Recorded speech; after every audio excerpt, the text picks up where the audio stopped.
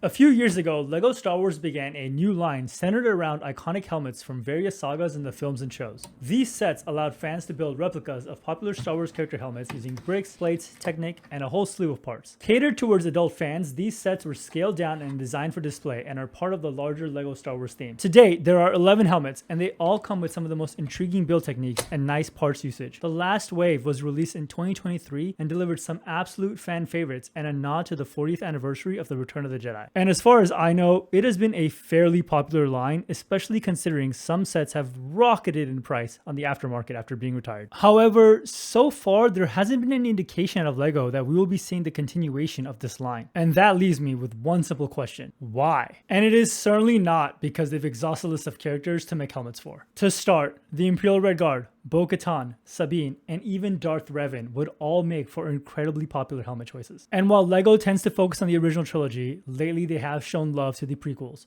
So I imagine at some point the sequels will get their day in the sun. So Kylo Ren, Phasma, Poe Dameron, and First Order Troopers are all feasible options. Rogue One's 10-year anniversary is in a few years, so the Death Trooper and Scarab Trooper are both options. And if you've been around the channel, you know I love the games from the Jedi series, so the Second Sister and Purge Trooper are both helmets I would buy instantly. I only spent a few minutes thinking of these, and that's easily worth a few years of releases. So what gives? Now, perhaps there's a bigger issue, but because LEGO is a business first, it could be as simple as gross sales and profits. For example, last year I learned that sales for BD1 lagged behind sales for the ATT, and internally this cast a bit of a black mark around game-related sets. And while it seems crazy to me to compare a set from a relatively newer game to a set from a movie with a cult following, if that is the standard, then I would not expect to get any more sets from the Jedi series games ever. And look, I get it. LEGO is a business first, but at the end of the day, if the only thing that matters is the bottom line and how much a set makes, then fans in return need to make voting with their wallets a priority. TLDL?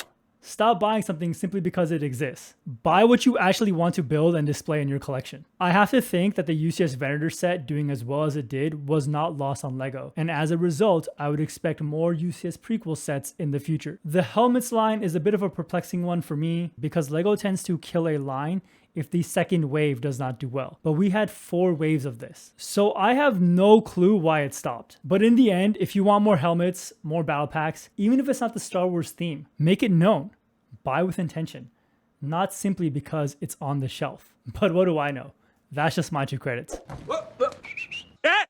He said it! He said it! Thanks for watching, and I'll see you next time.